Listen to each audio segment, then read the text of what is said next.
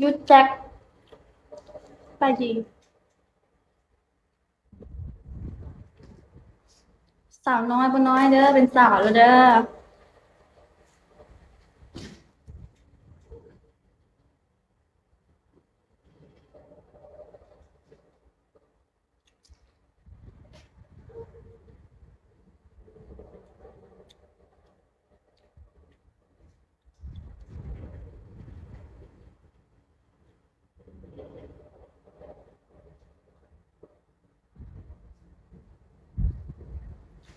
19 ปีแล้ว20 ปีแล้ว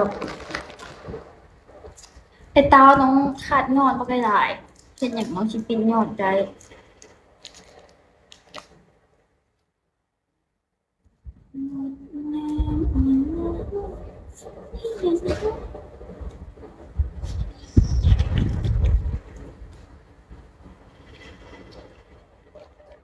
กินมักเคียงแล้วสิส่งมงกุฎอ้าขอบใจไอ้เต้าบ่ฮู้เด้อ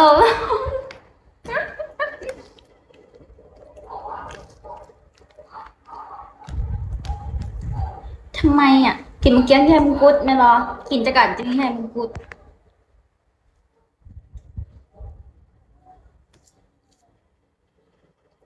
ป้อนว่ะอะยำยำยำยำ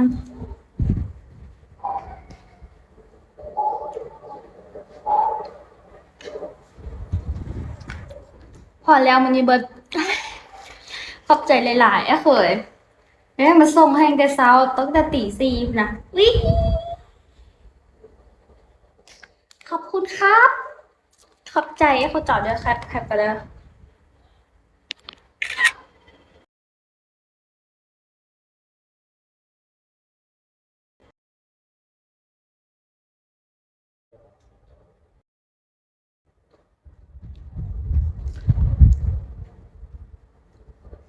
แคปได้แล้วเนาะแคปได้แมนบอกแมนเยี่ยมเลยครับหมดแรงอ่อนล้านี่เลยนะใจคนสู้และดิ้นรนบางครั้งก็โดนผู้คนรวมรู้ แล้วมีฮู้ลูกตาเล็กลบไปแล้วอ้าวเอาตาเล็กก็บ่เป็นหยัง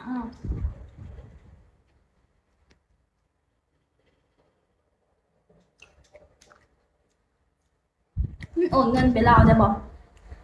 ได้ถ้าถ้า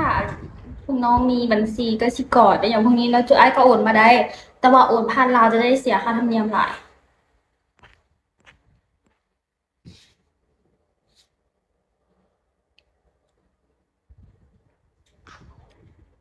แนวบ่เห็นจ่ายเลยซำนี้เลย